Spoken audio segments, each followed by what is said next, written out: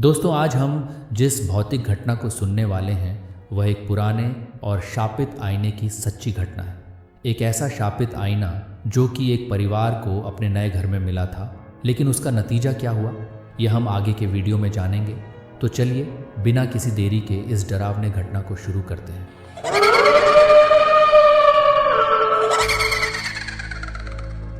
Vinayaki horror stories.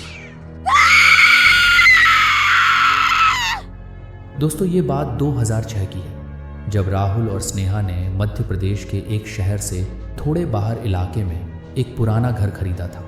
वर्षों से वीरान पड़ा ये घर किसी रहस्य से कम नहीं था। पड़ोसियों की माने तो ये घर अभिशप्त था और रात के सन्नाटे में यहाँ पर अक्सर चीखें और आवाज़ें सुनाई देती थी। लेकिन वहाँ पर नए होने की वजह से राहुल और स्नेहा को तब यह बात नहीं पता था। वह फिलहाल इसी बात से खुश थे कि उन्हें वह घर बड़े ही सस्ते में मिल गया। वैसे तो वह घर पुराना होने की वजह से घर में कई सारा काम करवाना बाकी था। घर की दीवारों पर सीलन पड़ी थी और चारों तरफ मकड़ियों के जाले लटक रहे थे, पर उन दोनों को लगा कि थोड़े से मरम्मत के बाद यह घर उनकी प्यारी सी दुनिया बन सकता है। पर वह यह नहीं जानते थे कि उनकी जिंदगी एक भयानक मोड़ लेने वाली है। उस घर के एक अंधेरे कोने में स्नेहा की नज़र एक बड़ी सी पुराने ज़माने के आईने पर पड़ी। वैसे तो आईने की नक्काशी थोड़ी धुली पड़ चुकी थी, लेकिन उसकी बनावट में कुछ ऐसा था जो उसे खास बनाता था। इसलिए उसे आकर्षक समझकर स्नेहा ने उसे हल में लगा दिया।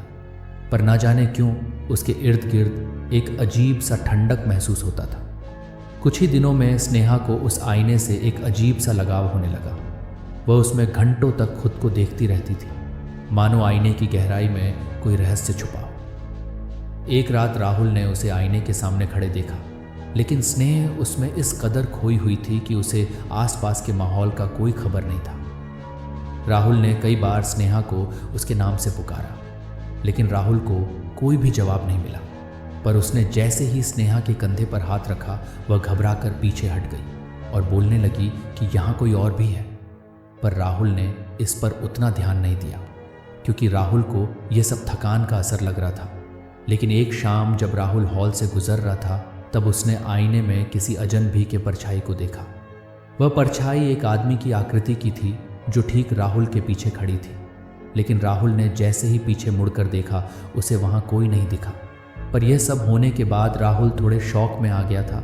वैसे तो राहुल ने इसके बारे में स्नेह को भी बताया, लेकिन उसने भी इसे राहुल का भ्रम मानकर टाल दिया। लेकिन राहुल जानता था कि वहां कुछ तो सही नहीं है। इस घटना के बाद से राहुल बहुत ही बेचैनी महसूस कर रहा था। न जाने क्यों उसे अपना शरीर ही भारी लग रहा था। यहाँ तक कि रात के अंधेरे में घर की हवा भी उसे भारी लगने लगी थी। और इसी बेचैनी में एक रात एक अजीब से आवाज़ को सुनकर राहुल अपने नींद से जाग उठा और उसने देखा कि स्नेहा उसके बगल में नहीं है। पहले तो राहुल को यह लगा था कि शायद वो बाथरूम गई होगी, इसलिए राहुल अकेले ही उस आवाज़ का पीछा करने लगा, जिसको सुनकर वह जाग गया था।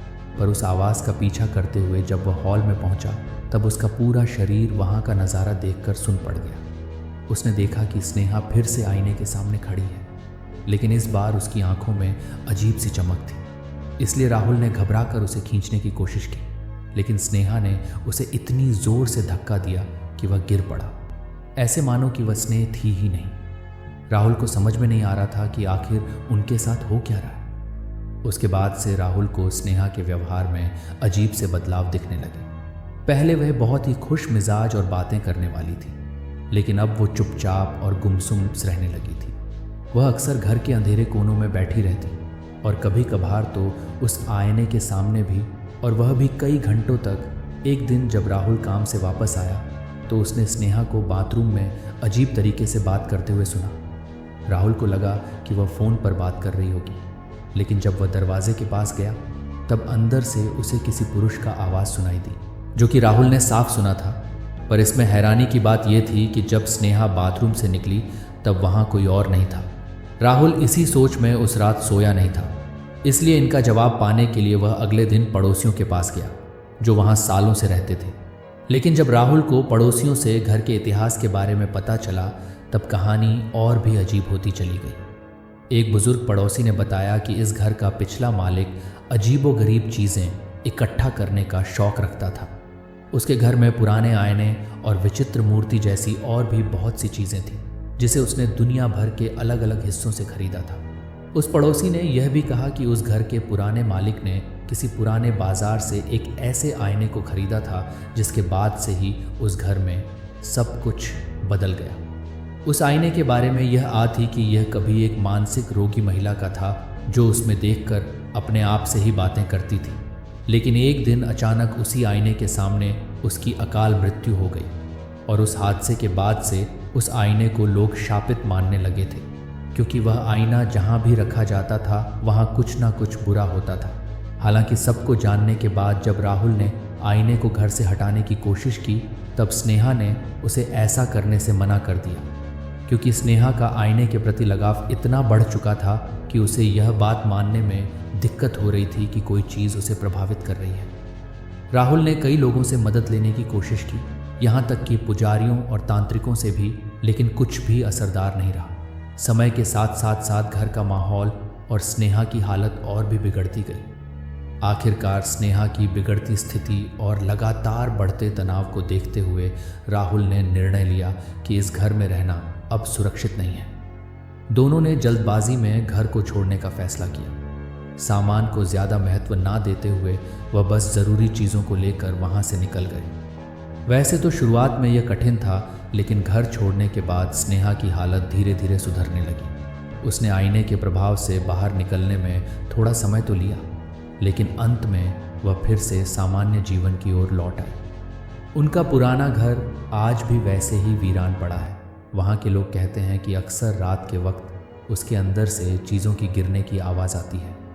तो दोस्तों, तो यह तो था वह घटना जो कि राहुल के साथ घटा था।